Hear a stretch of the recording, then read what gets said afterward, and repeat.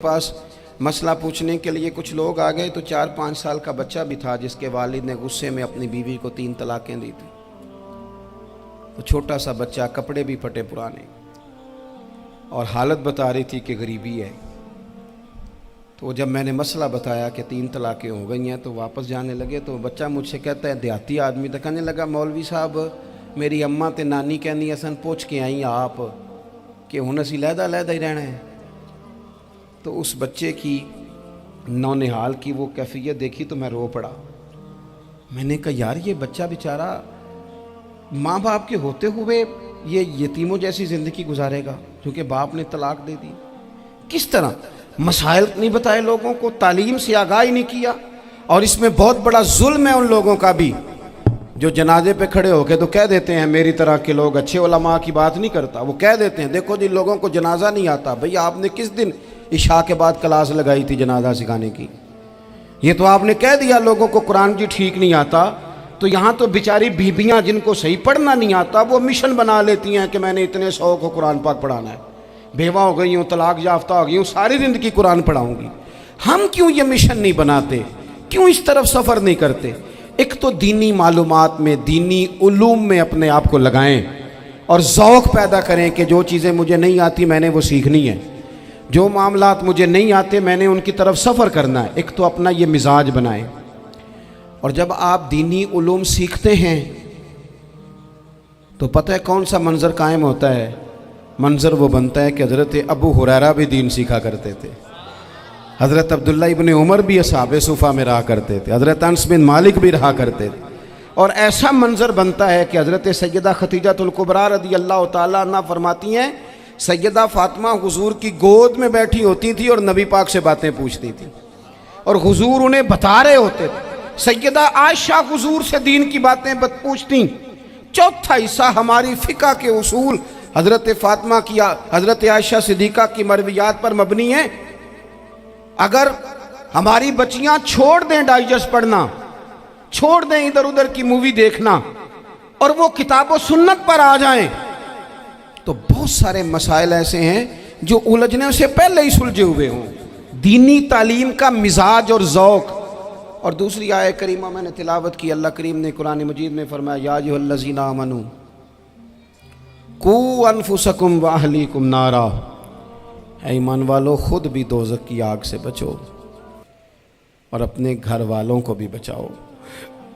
ओ वालिद, वो माँ जो बच्चों को भूख से बचाने के लिए मेहनत करती है, उनको मायूसी से बहुत सारे माँ बाप ऐसे होते हैं जिनके पास कपड़े लेने के पैसे नहीं होते ईद पे। क्यों? अजान शुरू होगी जी, अजान सुने जी। अजीज़ भाई, जिस तरह हम अपने बच्चों को देखें, बहुत सारे माँ बाप के पास गुंजाइश नहीं होती, लेकिन इस नीयत से कि बच्चों के दिल टूट जाएंगे, ईद पे कैसे गुजारा करेंगे, मुश्किल से भी कपड़े ख़रीद के देते। इस तरह हम अपने बच्चों को भूख से, प्यास से, मायूसी से बचाते हैं। इस तरह हमारे रब ने हमारे ज़िम्मे लगाया है कि तुम अपने बच्चों को कोशिश करो दोज़ख की आग से बचाने की। हज़रत उमर फ़ारूक रज़ी अल्लाह तआला अन्हु ने अर्ज़ किया था, या रसूल अल्लाह सल्लल्लाहु तआला अलैहि वसल्लम, इस आया करीमा का माना क्या है? तो महबूब करीम अलैहिस्सलाम ने फरमाया, उमर, जिन चीज़ों का अल्लाह तुम्हें हुक्म देता है तुम अपने घर वालों को उन चीज़ों का हुक्म दो। जिन चीज़ों से रब रसूल तुम्हें मना करते हैं अपने घर वालों को उनसे रोको। अपने घर के अंदर निफाज दीन करने की कोशिश करो। मेरे भाई, बहुत ज़्यादा आजमाइश है हमारे घरों में, बेचैनियाँ हैं, इज़्तिराब है, बच्चों में सख्ती है, बहन भाई एक दूसरे के साथ लड़ते हैं, मिजाजों में तलखी आ गई। क्यों भला? इसलिए कि माँ बाप को जो बेहतरीन किरदार और जो हसीन तरीका घर में अपनाना चाहिए था, बच्चे तकरीर बाहर से सुनते हैं लेकिन वो फॉलो अपने माँ बाप को करते हैं। अगर माँ बाप में हौसला हो, सब्र हो, इत्मीनान हो, खुददारी हो, थोड़े पर गुजारा करने का मिजाज हो। देखें ना, आज डिप्रेशन है, टेंशन है, पैनिक्स अटैक्स हैं, बड़ी सारी चीज़ें आ गई हैं। क्यों भला? सब्र नहीं, तहम्मुल नहीं, बुर्दबारी नहीं। आजमाए। एक दिन एक बच्चा मेरे पास आ गया मदरसे का और आके वो रोने लगा। میرے گھر والے کہنے لگے کھانا چھوڑ دیں پہلے اس کی بات سن لے. میں نے کہا پتر کیا ہوا, کسی نے مارا ہے کسی استاد نے؟ کہنے لگے نہیں حضرت, گھر فون کیا تھا تو میری اماں اور ابا کی لڑائی ہو رہی ہے. بچہ کانپ رہا ہے, ٹانگیں کانپ رہی ہیں. میں نے کہا کیا ہو کیا گیا تمہیں پتر, لڑائی ہو رہی ہے تو گھروں میں ہو ہی جاتی ہے. کہنے لگے نہیں آپ کو پتہ نہیں وہ بڑا سخت لڑتے ہیں.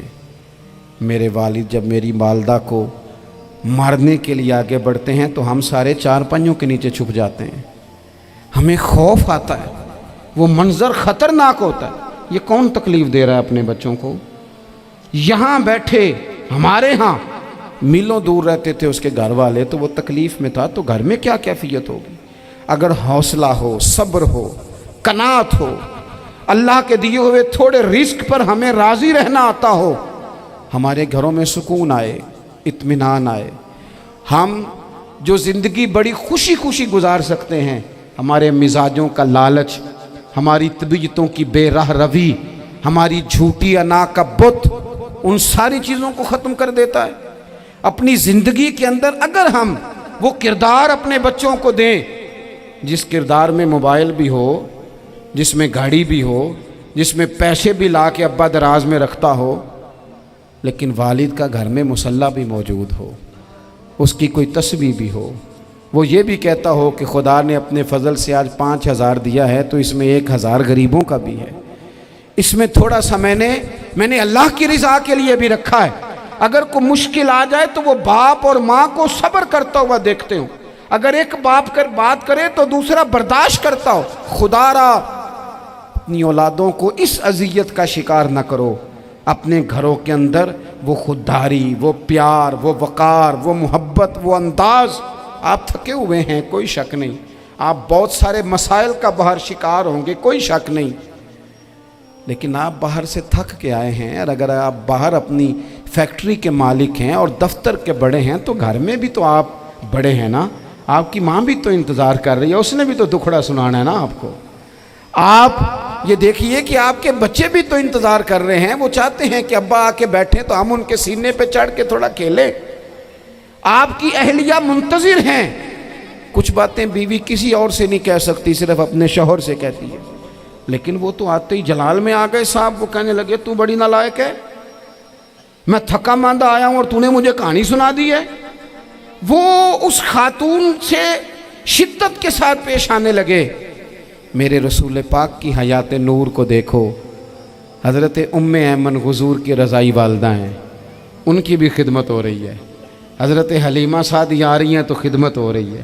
حضرت عباس حضور کے چچا ہیں تو کریم فرماتے ہیں میرے چچا ہیں باپ کی جگہ پہ. حضور دوست احباب صحابہ غلاموں سب کے ساتھ پیار کر رہے ہیں.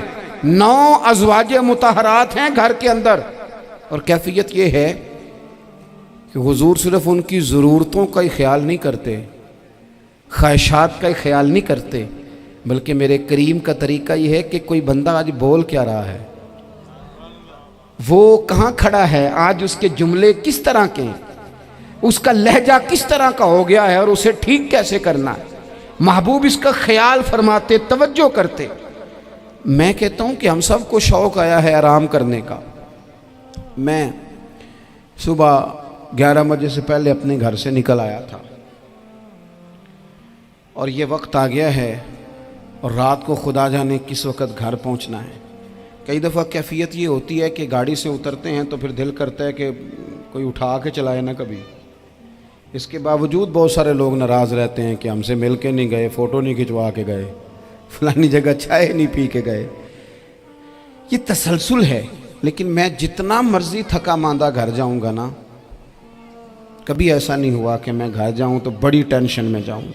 میری گھر والی ایک دن مجھ سے کہنے لگی آپ نے کبھی نہیں کہا کہ میں تھکا ہوا آیا. بندہ تھک بھی تو جاتا ہی ہے نا, کبھی کہاں کرے نا. میں نے اسے کہا پتہ کیوں نہیں کہتا, اس لیے نہیں کہتا کہ میں نہیں چاہتا کہ میرے بچے یہ کہیں کہ ہم نے دین نہیں پڑھنا, ہمارا باپ تو بڑی مشکل میں ہے. ہم اپنے کام کے بارے میں اپنے گھر میں شکوے کرتے ہیں. آپ کسی بچے سے پوچھ لیں کون سا کام کرنا ہے, کہ اندر جڑا ابا جی کر دے رہے ہیں وہ نہیں کرنا. کیوں کہ ابا جی ہر روز تو کہتے ہیں میں بڑا الجھ گیا ہوں, یہ کام بڑا مشکل ہے. میں چاہتا ہوں کہ میں اپنے بچوں کو یہ بتاؤں کہ پتر میں تو جدھر جاتا ہوں پھول ہی پھول ہیں. میں تو جدھر سے گزرتا ہوں محبت ہی محبت ہے، میں تو جدھر سے دیکھتا ہوں دعائیں ہی ملتی ہیں، تاکہ ان کا شوق پیدا ہو۔ میرے عزیز، آپ تھوڑا سا دل بڑا کریں۔ اگر آپ ایک کی وجہ سے پورا گھر سکون میں آ جاتا ہے تو آپ دل بڑا کیوں نہیں کرتے؟ جگہ ڈھونڈتے ہیں بس مجھے کوئی تنگ نہ کرے، کوئی میری باپ ماں بدولت کو کوئی پریشان نہ کرے۔ بخاری شریف سنیے، حضرت عائشہ صدیقہ رضی اللہ تعالیٰ عنہ بیٹھی ہیں، حضور فرمانے لگے عائشہ آج ایک بات نہ بتاؤں تمہیں؟ یا رسول اللہ بتائیے۔ حضور فرمانے لگے جب تم مجھ سے ناراض ہوتی ہو تب بھی مجھے پتہ چل جاتا ہے، اور جب راضی ہوتی ہو پھر بھی پتہ چل جاتا ہے۔ تو حضرت سیدہ عائشہ صدیقہ بات سن کے بڑی خوش ہوئیں، یا رسول اللہ وہ کیسے؟ حضور فرمانے لگے کبھی کبھی تم قسم اٹھاتی ہو۔ یا رسول اللہ ہاں۔ فرمایا جب ہوتی ہو نا راضی، خوش، تو پھر کہتی ہو مجھے رب محمد کی قسم صلی اللہ علیہ وسلم، پھر تم میرے نام کے ساتھ رب کریم کا نام ملا کے قسم اٹھاتی ہو، رب محمد کی قسم۔ یا رسول اللہ بالکل ایسے ہی ہے۔ اور فرمایا جب تمہارے دل میں کوئی بات ہوتی ہے نا تو پھر تم کہتی ہو مجھے رب ابراہیم علیہ السلام کی قسم، پھر تم رب محمد نہیں کہتی۔ یہ بخاری مسلم میں موجود ہے۔ حضرت عائشہ صدیقہ نے تو بات سنی تو کھل گئی طبیعت، کہنے لگی کریم صدقے جاؤں، یہاں تک خیال فرماتے ہو؟ کس کے جملے کہاں پہنچ گئے، یہاں تک خیال ہے؟ فرمایا مجھے پتہ چل جاتا ہے کہ تمہاری کیفیت کیا ہے، کہاں کھڑی ہو۔ او بھئی ہم تو اپنی ماں کا بھی خیال نہیں رکھتے۔